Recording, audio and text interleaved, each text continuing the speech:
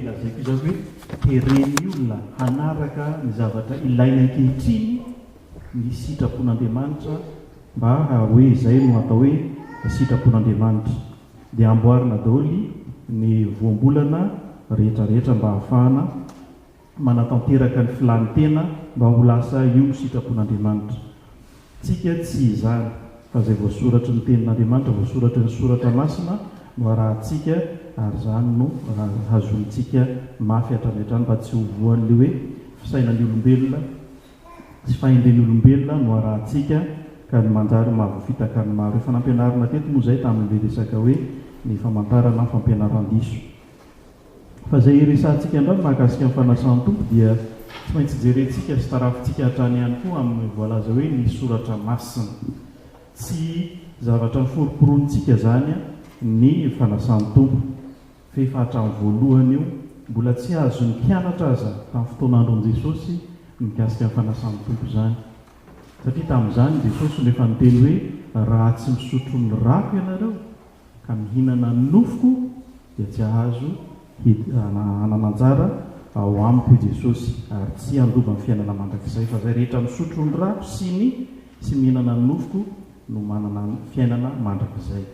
Nasahirana ny jiosy izany tamin'izay fotoana izay satria tsy fantany hoe atao ahoana ny fihinana nofon'olona sy fisotro ran'olona izay fady teo amin'ny lalàna ny jiosy izay nampianarina azy ireo zany, dia mbola tsy fantany ara tamin'izany fotoana izany. Fa rehefa tonga ny fotoana alohan'ny hahafatesan'i Jesosy no nanendreny mazava tsara ny amin'ny hoe ity, rehefa nandray mofo izy dia ity ny tenako, ny mofo ihany, dia fa Jesosy nanao hoe ity ny tenako. Dia rehefa avy eo izy nandray ny divay indray izy dia hoe ity no rako. Dia raha jerentsika ireo zavatra ireo dia tsy zavatra misy heviny hoe inona loatra raha le élément fotsiny mijerena amin'izao hoe ity no rako, ity rako Jesosy ary ity no tenako. Nefa raha jerentsika amin'izao fotsiny izy ireo dia mofo sy divay ihany. Antsika izao vidina ny divay ihany amin'ny saky, ka raha vidinao avy ihany dia divay saky ihany, tsisy dikany io, na hosotroinao tahaka an'iny tsisy dikany io. Ary raha mividy mofo mpandraisana isika, ny endrika no mety hoe manana endrika namboarina fa namboarin'olona ihany fa tsy zavatra nilatsaka avy eny an-danitra io, kanefa ataontsika hoe io ny tenan Jesosy. Fa inona no heviny sy lanjany mahatonga azy tena manana an'izay hevitra izay? Jeronareo tsara Jesosy tamin'ny fotoana hoe tamin'iny alina izy namadihana azy araka ilay teny fanendrena fanasan-tompo, hoe nandray mofo Jesosy ka nanao ity no tenako. Raha jerentsika zany ny zavatra izay anorenana ny fanasan-tompo dia tsy avy amin'izay hoe haitraitra ny fiangonana na mpitary-pivavahana hoe ataontsika ohatran'izao ty mba hafinarinaaritra kokoa, tsia, fa miorina amin'izay hafatra napetraky ny tompo hoe Jesosy nanao hoe ity no tenako. Dia amin'ny fotoana izay nomezana nanao ny fotoana iny nitenena amin'ny pastora izay misolovava ny Jesosy manambara an'ilay izy hoe ity no tenan Jesosy, dia mandray azy toy ny hoe tenan Jesosy ianao. Fa rehefa tsy mitambatra amin'ny tenin'Andriamanitra ireo zavatra ireo dia toy ny élément tsisy heriny na fahefana, tsisy heriny, tsisy fahefana ireo, tsy mazika akory ireo. Ary izay mahatonga antsika miaro amin'ilay fampianarana hoe consubstantiation ny amin'ny fanasan'ny tompo. Tsy miova ho lasa rana i divay, tsy miova ho lasa ho nofokena ilay mofo, na hoe lasa nofon'olona, fa mijanona ho mofo ihany ireo. Fa ilay tenin'Andriamanitra izay anorenana azy tahaka ny tenenan Jesosy hoe ity ny tenako, ny mpianatra ny mihinana ny mofo dia mofo no hohaniny, mofo tsy misy masirasira. Fahatserovana ny tany Egipta amin'ny fahamelohan'ny fanafana tamin'ny fanandevozana zany. Ary Jesosy manao hoe ity no rako, dia ny kapoaka ny raisiny misy ny divay dia hoe ity no rako. Dia io ilay hoe ilay divay miombona amin'ny tenin'Andriamanitra no maha rahan Jesosy azy, ary raisinao amin'ny finoana izany. Fa rehefa tsy tafahomana tsara ny olona mandray ny fanasan-tompo dia heverina fa toy ny misotro divay sy mofo ihany izy. Hany ka raha fa kelikely atao midapasy kely loatra ny anany divaiko fa tsy mba feno le vera, tsy ny habetsahan'ny vera feno, tsy ny vera feno natapany mahakely ny zavatra azonao amin'ny alalan'ny zavatra atolotra amin'ny fotoana iny fa ny tenin'Andriamanitra izay miombona amin'iny zavatra atolotra iny na ataon'le hoe élément hita maso iny no mampanakely eo aminao ny teny ny sakramenta izay atolotra amin'ny fotoana io. Efa nampianarana teto moa fa tsy verenako intsony ny atao hoe mahasakramenta ny sakramenta dia zavatra efa nitendreny Kristy ataon'ny fiangonana ary ny mampiavaka azy dia ilay hoe élément hita maso no anolorana zavatra tsy hita maso. Tsy hita maso no zavatra atolotra amin'izany. Roa ny sakramentantsika mibatisa sy ny fanasany tompo. Mibatisa dia ilay hoe fiteraana indray araka ny teny Jesosy raha tsy ateraka indray ianareo dia tsy azo fanjakan'Andriamanitra. Ateraky ny rano sy ny fanahy. Dia eo amin'ny batisa no anatanterahana an'izany. Tsy ny rano mitobatobaka be na ianao aletika any anaty rano na mitady renirano anankiray ianao na piscine na inona tsy ny abetsahan'ny rano na ny endriky ny rano na rano amin'ny robinet na rano aizy tsy iny abetsaha izay no mitondra ilay fahaterahana ao amin'ny fanjakan'Andriamanitra fa ilay tenin'Andriamanitra miombona amin'io rano io no mampiova ny hafatra entin'ilay rano. Avy eo ilay rano anaovitsika batisa matetika ny rano atao izy arina. Inona ny dikan'ilay rano narina avy eo? Tsisy dikan'ilay rano raha tsy ao ilay tenin'Andriamanitra amin'ny fotoana anaovana amin'ny batisa iny dia miombona amin'ilay tenin'i Kristy hafatra napetraka Jesosy hoe atao mpianatra ho mpianatra ny olona rehetra manao batisa azy ho amin'ny ray sy ny zanaka ary ny fanahy masina. Dia mijanona amin'io tsika ny amin'ilay hoe fidirana ao amin'ny fanjakan'Andriamanitra. Izay no azonantsika ny sakramenta satria zavatra nitendren'i Jesosy ataon'ny fiangonana izany ho fiainana. Ny vodingana voalohany ny fahaterana amin'ny fiangonana fa ny fanasan'ny tompo kosa dia ho fitaizana sy ho fanabeana sy ho fiarovana amin'ny finoanao haharitra hitoetra ho tsarovana mandrakariva araka ny teny Jesosy hoe izao natao ho fahatsiarovana ahy. Ny fahatsiarovana ahy tsy hoe eritreretina tsarotsaroana any fotsiny fa inona ilay ho tsarovana, inona ny hevitrilay rany Jesosy ny nofony izay meny antsika dia io ilay manambara ny fahafatesany eo amin'ny hazo fijaliana dia ho tsarovantsika hatrany hatrany zany hoe izao dia navotan'Andriamanitra tamin'ny alalan'ny fahafatesany zanany ka ny rany izay latsaka teo amin'ny hazo fijaliana no manadio ahy ho afaka miota. Isika zany nanomboka tamin'ny nandehanan'i Jesosy mandra-piverina dia miandry fa raha miandry sy raha nandeha Jesosy dia variana ny mpianatra nijery ny lanitra. Variana izy nijery ny lanitra dia hoy ny anjely izay tonga teo manao zao hoe mandehana ianareo fa Jesosy hitanareo niakatra any an-danitra dia ho tahaka an'iny koa no ahitanareo azy rehefa miverina. Izany hoe ho hitany olona rehetra izy fa mandritra an'izay fotoana hiandrasana fiverenana izay fa roarivo fotoana mahery zao. Inona no ataon'ny fiangonana? Hanao inona ny fiangonana? Dia io ilay mission izay mipetraka voafaritra ireo sakramenta anankiroa ireo. Ray dia ny hanao mpianatra ny firenena rehetra amin'ny fiangonana. Ny faharoa dia ny fihazonana ny finoan'ny fiangonana hitoetra ho mahatoky mandrakariva amin'ny fiandrasana an'i Jesosy ka ho tsarovany foana fa izaho dia olona navotana tamin'ny fahafatesan'i Jesosy. Dia io rany sy ny nofo nomena io araka ny hafany no mampahatsiaro ahy mandrakariva fa olom-bavonjy aho ka dia hazoniko amin'ny finoana izany zavatra zany. Na dia tsy ratsirain'ny olona aza io fanasan'ny tompo io. Tsy ataontsika mahagaga izany satria efa voambara soratra masina ho antsika ny amin'ny hoe ataon'ny olona tsy ho asian'ny olona hasiny intsony ny zavatry ny fivavahana zay le voalaza hoe tsy manaja zay masina intsony ny olona any amparana fa mantarana io fa tsy hoe mbola tonga amin'ny farana. Tsy hanaja zay masina intsony ny olona dia tsy manaja intsony ny olona amin'izao fotoana zao efa inareo rehateo vavolombelona zany raha teo mahafantatra an'izany betsaka raha teo tsy teneninao zany dia toe-panahy manao ahoana ary ny tokony ho ananantsika manoloana an'izany? Hanaraka le olona maniratsira ve ianao sa ho kivy andao an'ilay fivavahana no hazonao hatramin'izay ve ianao? Ary io no tsy maintsy tandremantsika fatratra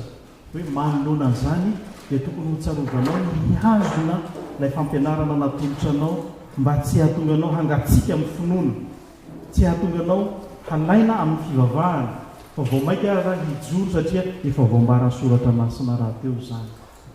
fa isika miandry ny mpamonjy araka an'ilay voalaza hoe nandeha izy dia hiverina indray dia ao anatin'izay fotoana iandrasantsika fiverenana izay dia misy ireo zavatra roa reo mitovy ny filazantsara ary mitoetra ho matoky amin'ny finoana isika dia ampaherezina amin'ny alala ny sakramenta ny finoantsika mba tsy hozongozona n'izany zavatra zany amin'ny zavatra maro izay mahasarika amin'izao fotoana izao ka hihazona tsara ny tenin'Andriamanitra dia izany indrindra no hafatra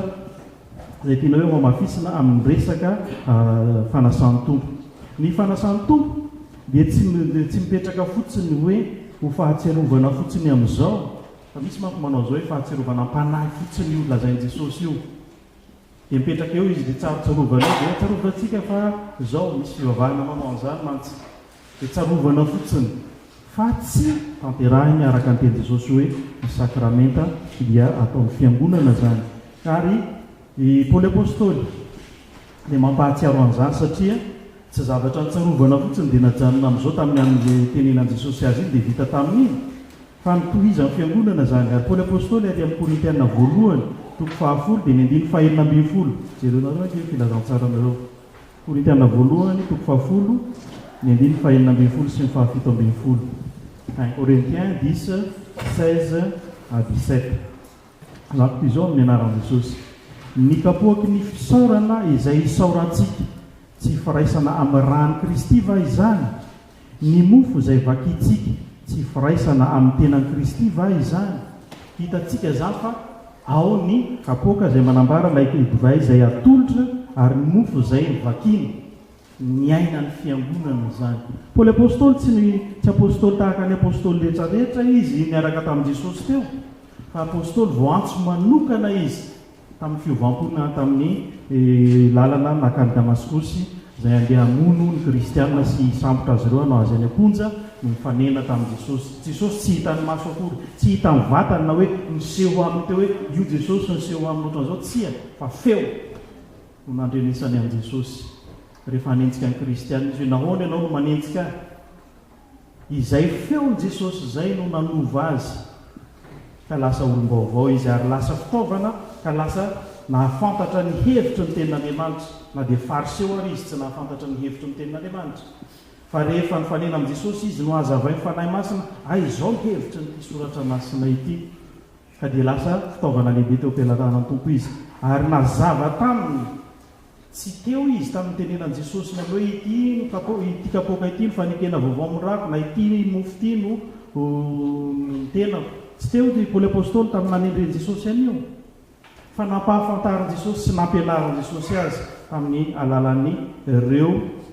apôstôly teo aloha apôstôly sasany mikasika an'izany ary izy mitondra fanazavana mazava tsara ny amin'ny hoe hay izay ilay fampianarana hoe ny rany Kristy tsy maintsy sotroina ary ny nofony Kristy tsy maintsy hohanina vao manana anjara loba amin'ny olona masina amin'ny fanjakan'Andriamanitra dia azavainy mazava tsara eto zany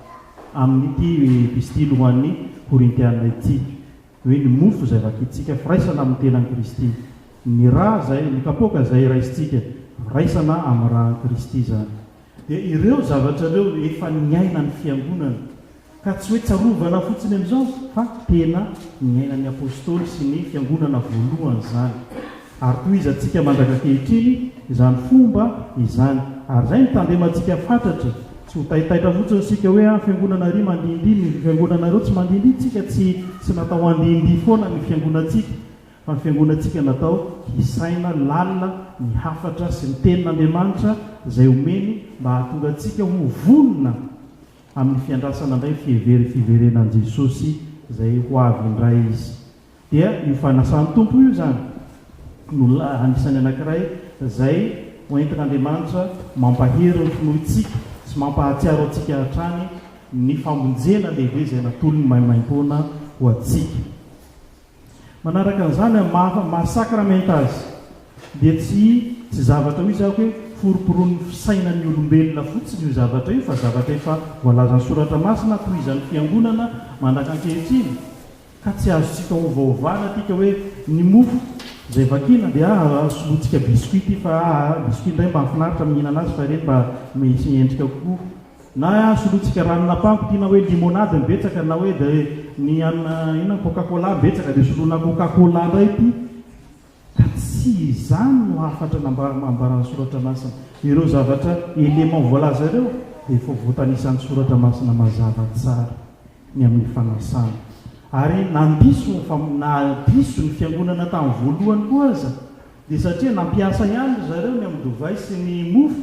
fa saingy izao samy mitondra ny dovay ry zareo dia rehefa tonga amin'ilay fanasana zany